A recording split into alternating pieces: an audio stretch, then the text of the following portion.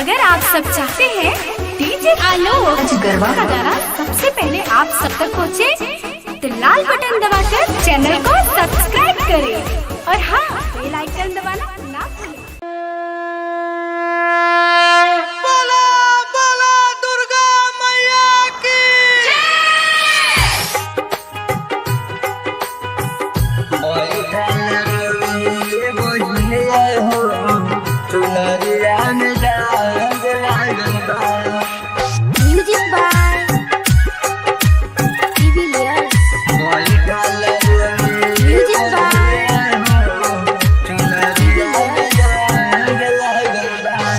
बैठल रोवेले बजनिया हो, चुनरिया में दाग लागल बा।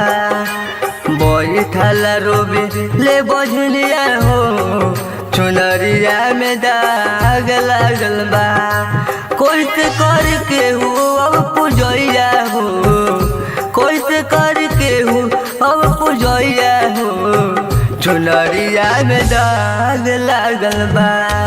बैठल रोवेले बजनिया हो, चुनरिया में दाग लागल बा, चुनरिया में दाग लागल बा।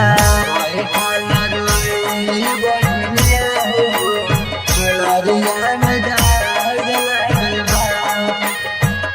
बैठल रोवेले बजनिया हो, चुनरिया में दाग लागल बा।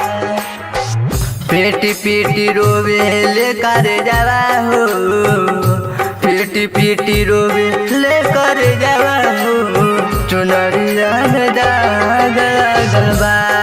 पेटी पीटी रोवेले करे जावा हो, पेटी पीटी रोवेले करे जावा हो, चुनरिया में दाग लागल बा।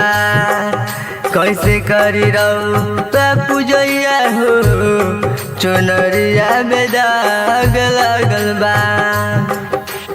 दे दे तो तू गोदी में ललाना बा। रोवे बजरिया माई रोबो तार पीटी के कपड़वा हो, चुनरिया में दाग लागल बा। बैठल रोवेले बजनिया हो, चुनरिया में दाग लागल बा। बैठल रोवेले बजनिया हो, चुनरिया में दाग लागल बा। बैठल रोवेले बजनिया हो, चुनरिया में दाग लागल बा। म्यूजिक बाय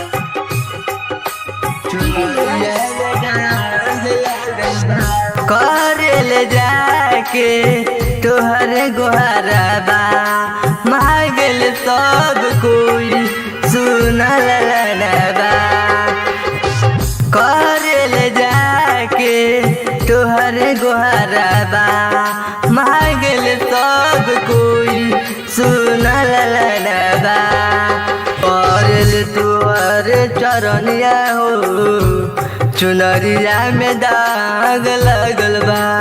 मांगल सब कोई ललनवा हो, चुनरिया में दाग लागल बा। ललनवा हो बाजनी के दी ललनवा हो, चुनरिया में दाग लागल बा। सुबह सा सवरिया गावे गीतिया हो, चुनरिया में दाग लागल बा। बैठल रोवेले बजनिया हो, चुनरिया में दाग लागल बा।